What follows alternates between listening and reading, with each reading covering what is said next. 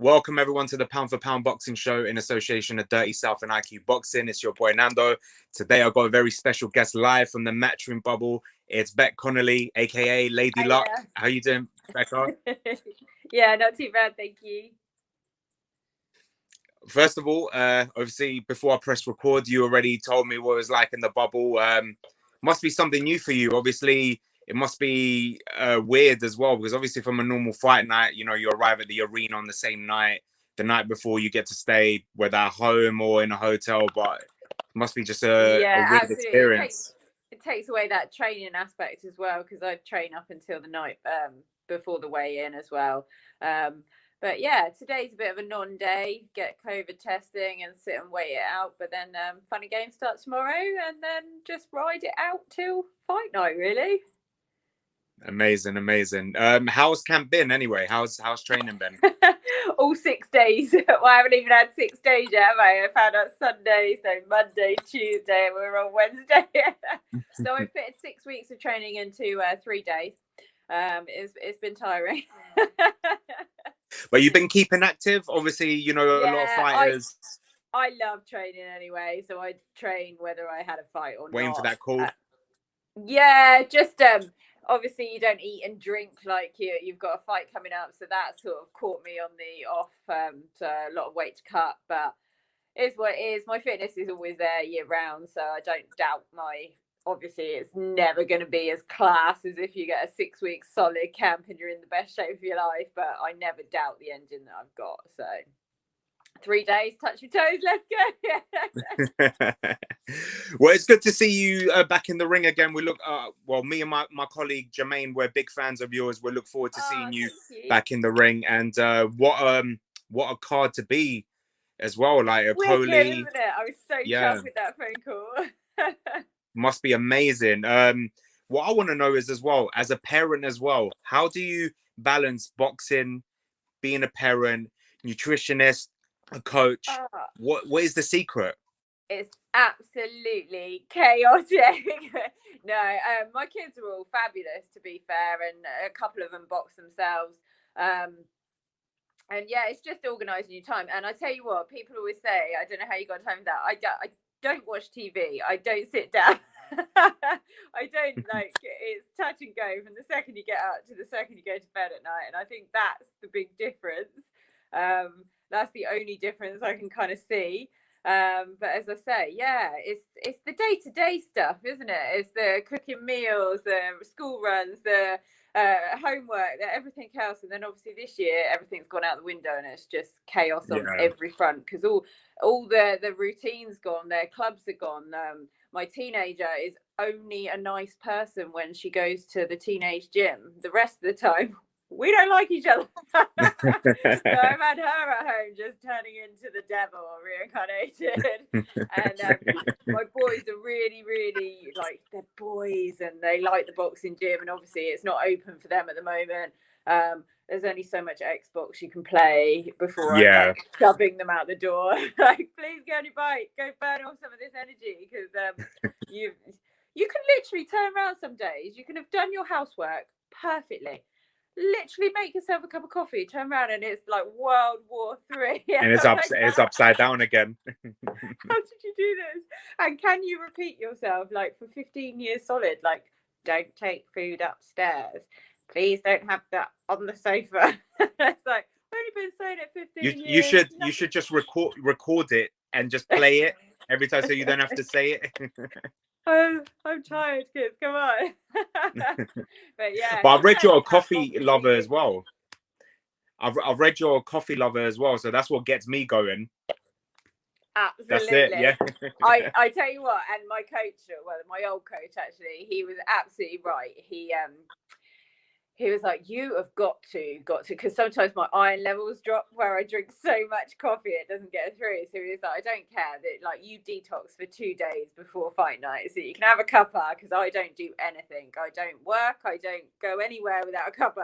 I will always have a cuppa in the changing room. Okay. So he was like, the day before, just absolutely no. So tomorrow, I'm really, really upset about, because it's no coffee tomorrow. It'll be worth it after the fight. Absolutely.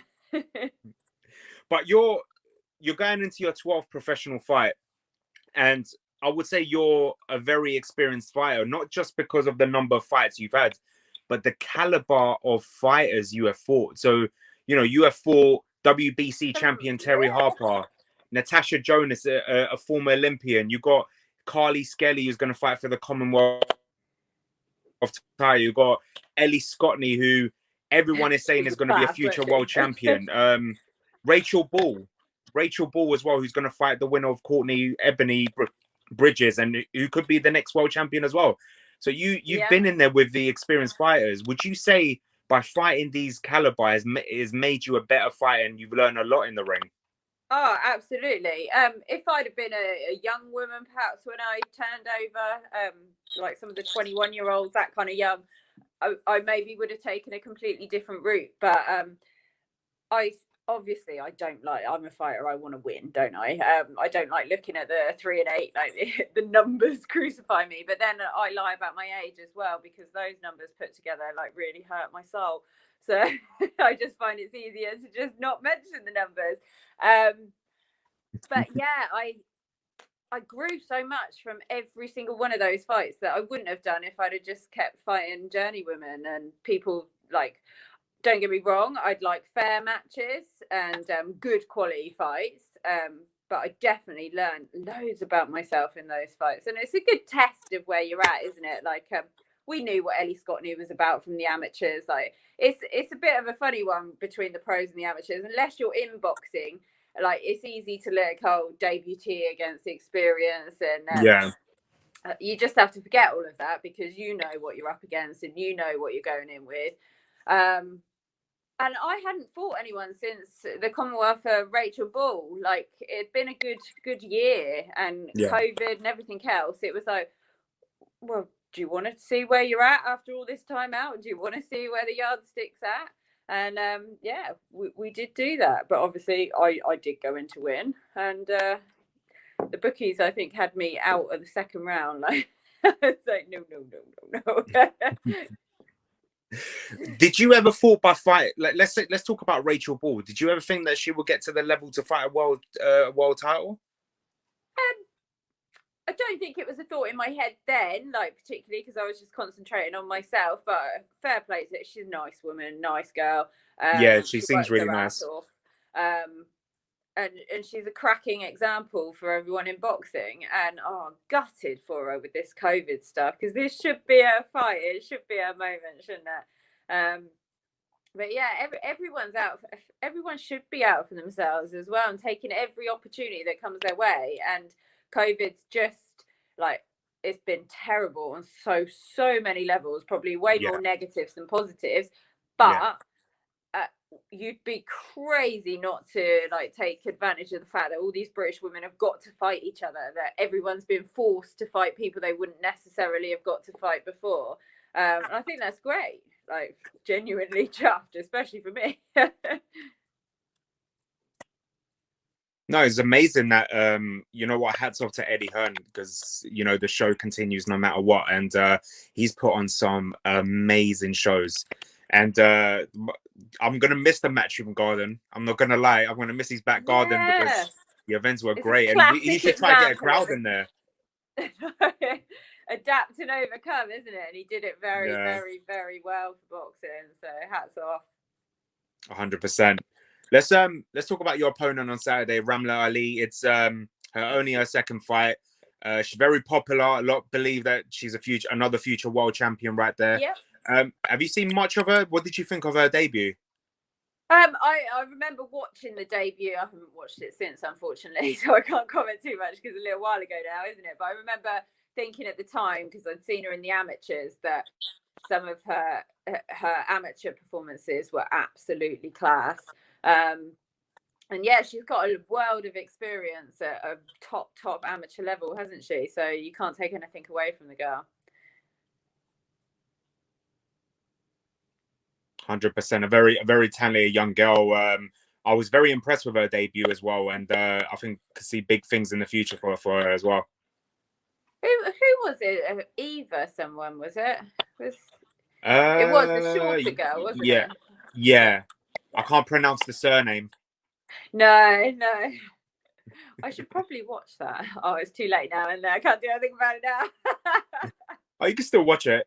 Still, you can see pinpoint maybe some weaknesses you might see. Use the time in the room. That's it. How great is boxing for women right now?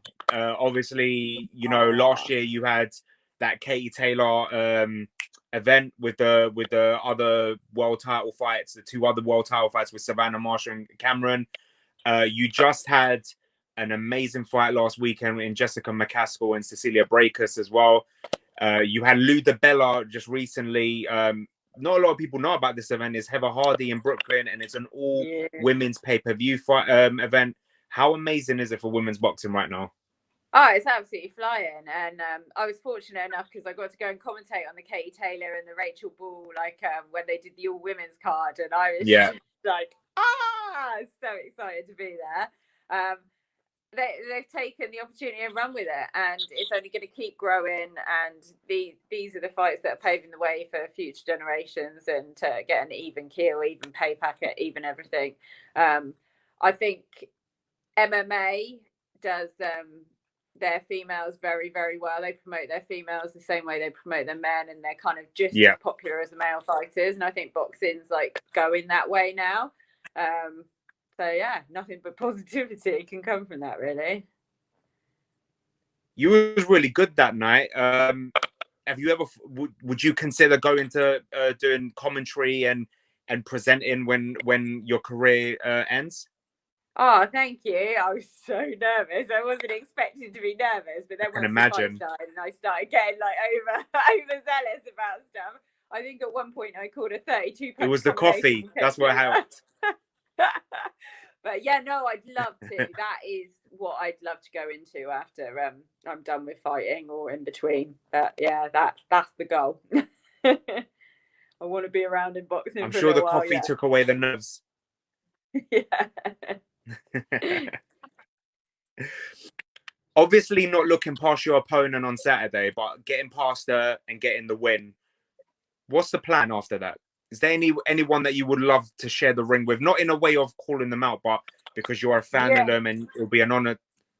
Well, this is like I was saying before. It's not calling people out. It's saying I'll literally fight anyone.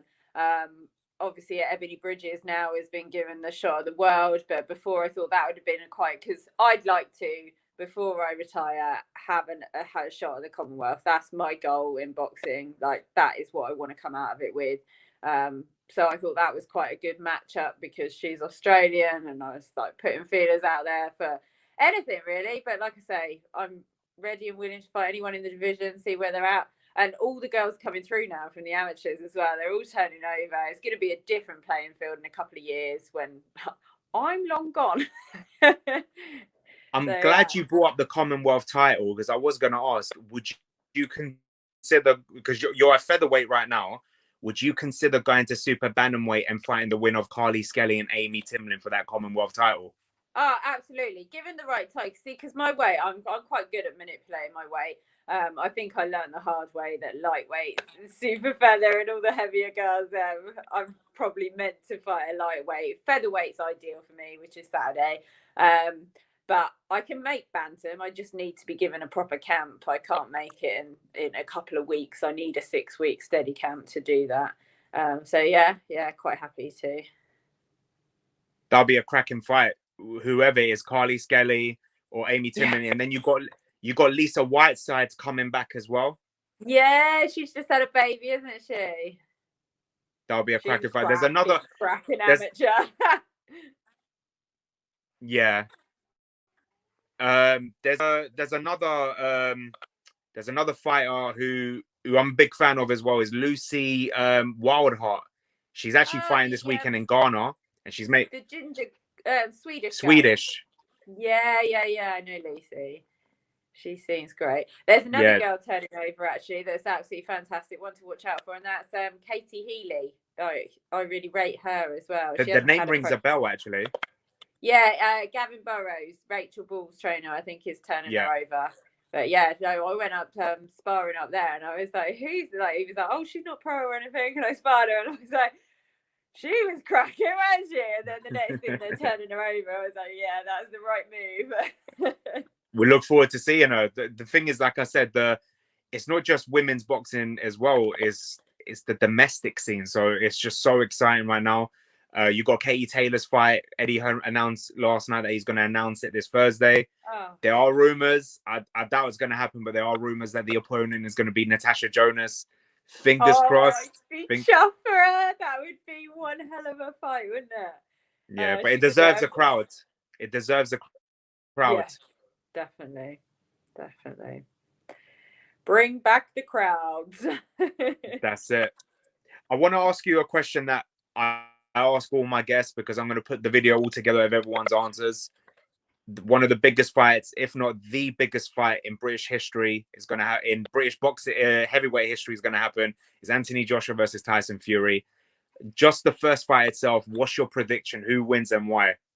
Oh, see, I'm a huge AJ fan, but I'm also a big fan of Tyson, and I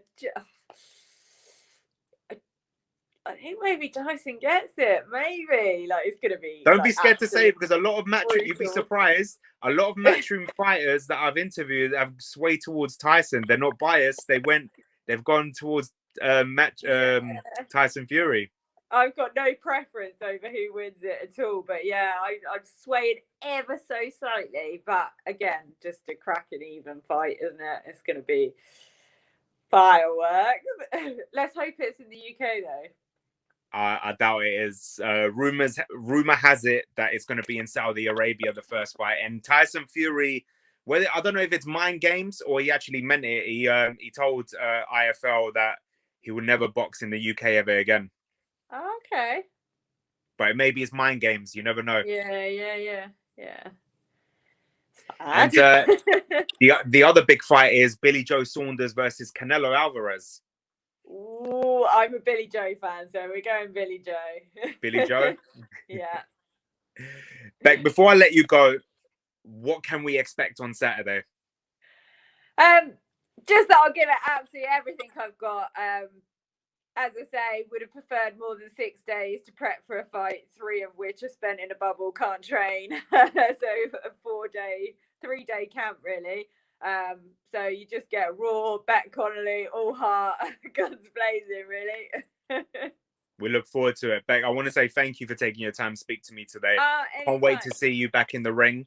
And I wish you the best of luck. And may the best woman win on Saturday. And hopefully we can speak again. And you get that Commonwealth title shot as well. Oh, that'd be amazing. Thank you so much.